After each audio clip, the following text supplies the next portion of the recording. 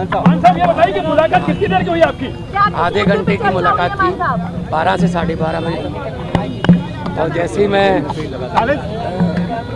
बैठा वहाँ पे मुलाकात की जो कुर्सी थी, तो बहुत दुख हुआ दिल को कि मतलब जो हार्डकोर क्रिमिनल होते हैं, जो खतरनाक अपराधी होते हैं, उनके वाली सहूलतें भी नहीं मिल रही हैं। मतलब क्या कसूर, क्या मतलब अरविंद केजरीवाल का कसूर क्या है? मतलब उसने अस्पताल बना दिए, यही कसूर है। उसने मोहल्ला क्लिनिक बना दिए, यही कसूर है। उसने बिजली फ्री कर दी, यही कसूर है। उसने स्कूल बना दिए, यही कसूर है। तो आप उनको ऐसे ट्रीट कर रहे हो जैसे बहुत देश का बहुत बड़ा आतंकवादी पकड़ लिया हो। मतलब जेल के मैनुअल को देखिए, जेल का मैनुअल देखिए, इसमें ये लिखा हुआ है 602 क्लॉज है।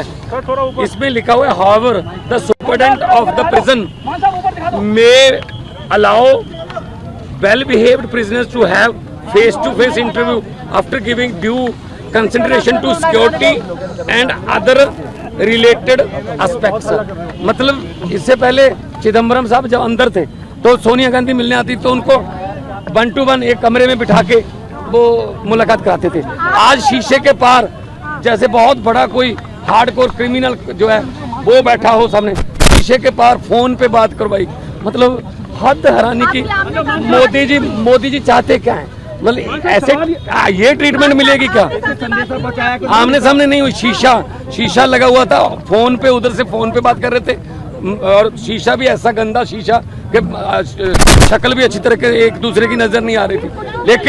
लेकिन ये जो चीज है ये बहुत ही इनको महंगी पड़ेगी, क्योंकि अरविंद केजरीवाल जो कट्टर ईमानदार है, जिसने पारदर्शिता की राजनीति शुरू की, बीजेपी की राजनीति खत्म की, उनको ऐसे ट्रीट किया जा रहा है। आज मुझे थोड़ा टाइम लगा अपने आप को संभालने में।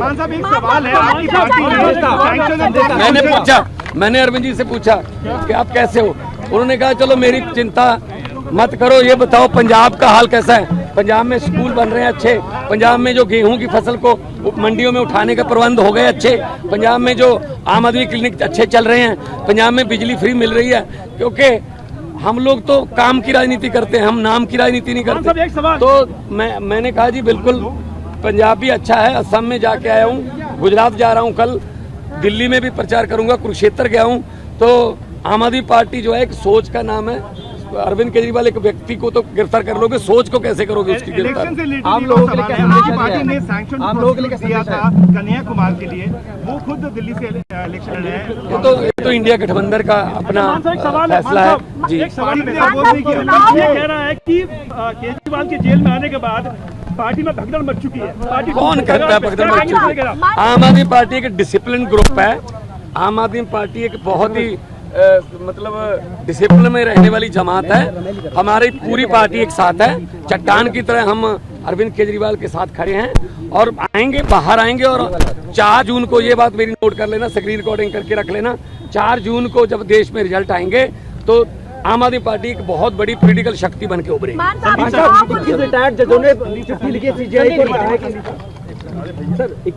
आज जब सर से मिले तो हम सबने पूछा कि सर आप कैसे हैं, आपका हेल्थ तो ठीक है, आप कैसे हैं? उन्होंने कहा कि मेरी चिंता छोड़ो, ये बताओ कि जनता कैसी है। उन्होंने पूछा कि क्या जनता को फ्री में जो बिजली मिल रही थी वो कंटिन्यू है, मिल रही है? उन्होंने पूछा कहीं बिजली कट तो नहीं, पावर कट लग तो नहीं रहे? उन्होंने पूछा कि अस्पतालों में जो दवाइयाँ मिल रही थी क्या वो दवाइयाँ अभी भी मिल रही है? उन्होंने पूछा कि बसों में जो यात्रा हो रही थी फ्री में महिलाओं को, क्या वो अभी भी कंटिन्यू है? उन्होंने सारी चीज़ें पूछी कि दिल्ली का हाल कैसा है, जनता कैसे है, और हमने एक एक चीज़ उनको बताया। उन्होंने ये भी कहा कि अगले हफ्ते से वो 2-2 मंत्रियों को बुलाएंगे और 2-2 मंत्रियों को बुलाकर दिल्ली के सारे कामों का रिव्यू करेंगे।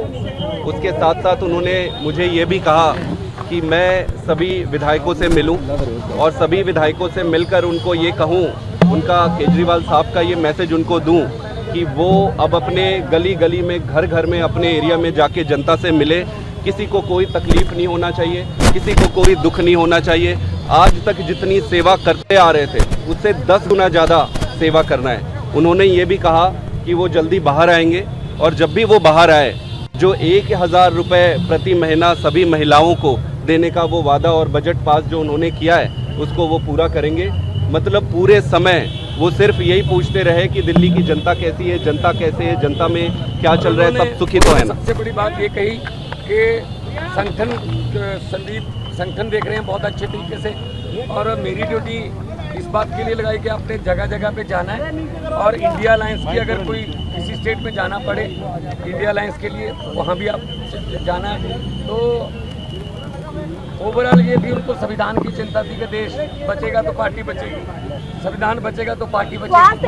21 रिटायर्ड जजों ने चिट्ठी लिखी सीजीआई को कहा कि जुडिशरी को बदनाम किया जा रहा है। 21 रिटायर्ड जजों ने चिट्ठी लिखी सीजीआई को कहा कि जुडिशरी को बदनाम किया जा रहा है। देखो पता क्या है, देश में जो हालात हो गए हैं, किसी को पूछ लो, दुकानदार को पूछ लो, वो भी कहेगा गलत हुआ है, ये गलत हुआ है। अरविंद केजरीवाल को गलत उन्होंने अंदर करा है। ये सिर्फ और सिर्फ चाहते हैं विपक्ष ना हो, हम ही इलेक्शन लड़ें और हम ही जीतें। ये तो फिर पुतिन वाली बात हो गई ना, फिर डेमोक्रेसी कहाँ गई, ये तो डिक्टेटरशिप हो गई।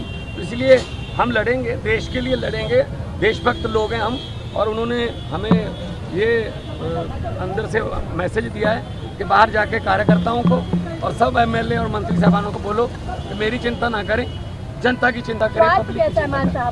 स्वास्थ्य ठीक है। देखो कौन सा कोई उधर दूसरी तरफ बिठा रखे थे, जब सोनिया गांधी चिदम्बरम को मिलते थे तो एक कमरे में बैठ के मिल लेते थे, प्रकाश सिंह बादल भी यहाँ मिलने आते थे तो कमरे में बैठ के मिलते थे।